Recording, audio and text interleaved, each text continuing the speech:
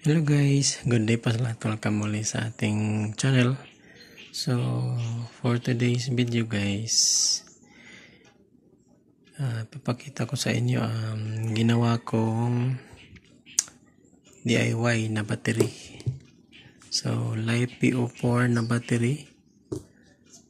So, 32650 na LiPo4.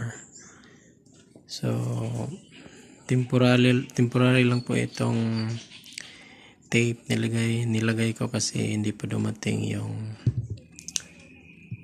casing niya, tsaka yung tabbing niya hindi pa nakarating. So temporary lang muna. So gagamitin natin ito sa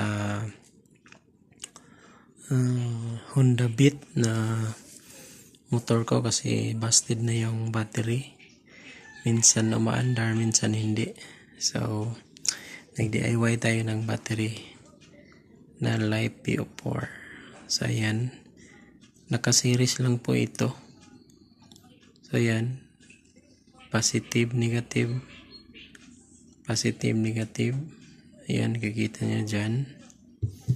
Tapos, dito naka-series din. Tapos, ito na yung positive banda rito, negative yung banda rito.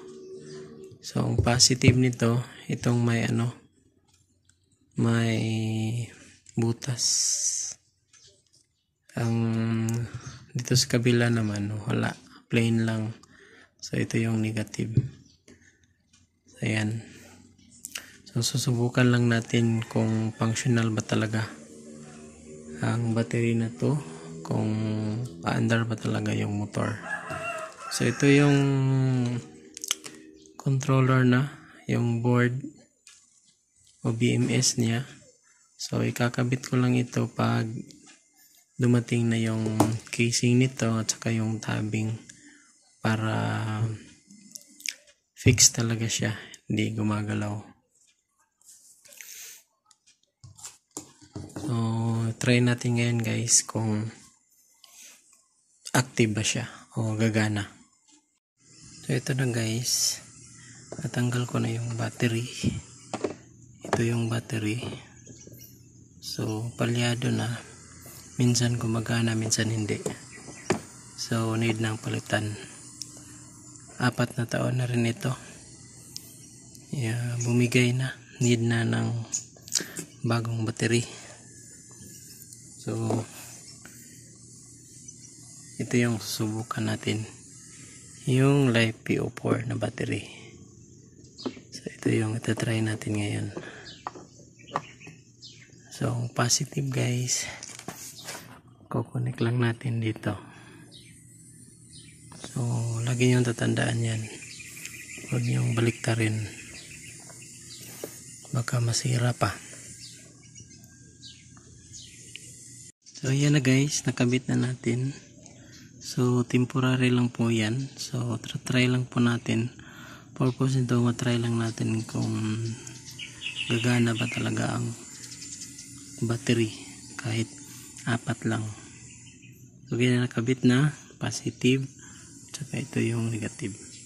So try natin i-on sa switch.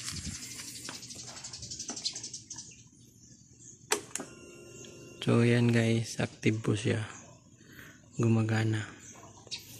So i-try natin paandarin.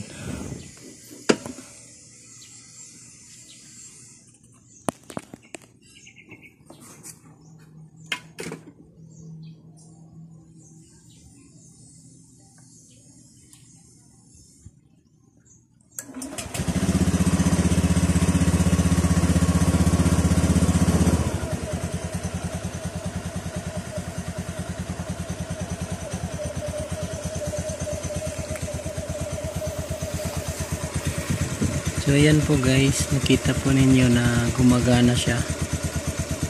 So isang pindot lang, andar ka agad yung makina. So goods yung battery natin na ginagawa. So need lang po ang BMS niya para mapantay yung charging niya. So ganun lang po guys sa pag DIY ng LiPo4 na battery. So i-off natin.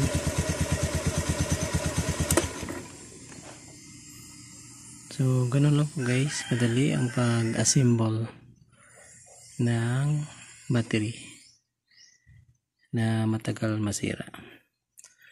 So salamat po sa panonood nyo guys sa aking video. So kung hindi pa kayo nakapag-subscribe, please subscribe na po. Don't forget to click the notification bell para always kayo updated sa ating mga videos na i-upload. Maraming salamat po. God bless.